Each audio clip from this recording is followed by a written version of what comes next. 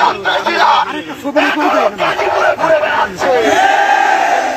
সন্ত্রাসীরা এখনো সোশ্যাল মিডিয়ায় আমার যোদ্ধাদেরকে হুমকি দিচ্ছে।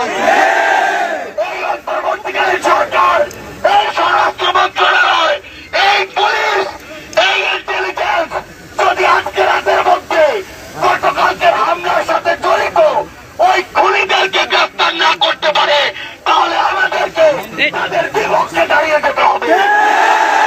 আমরা স্পষ্ট করে বলি, বিগত দিন ধরে আমরা গ্রেফতার খেলা দেখতে পাচ্ছি। একদল গ্রেফতার করে দুই দিন পর আদালতে বিচারক নামের কিছু অকল কৈপাণ্ড যারা ওই খুনি হাসিনার ফসল তারা আবার গিয়ে তাদেরকে জামিন দিয়ে দেয়।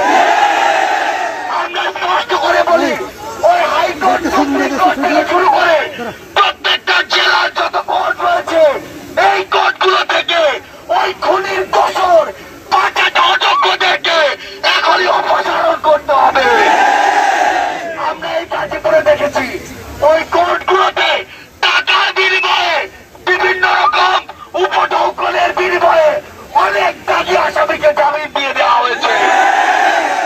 আমরা এই কাজে করে মাটিতে শুধু স্পষ্ট করে একটা কথা বলি, আজকের পর থেকে যদি আওয়ামী লীগ, যুবলীগ, ছাত্রলীগের আমার কোন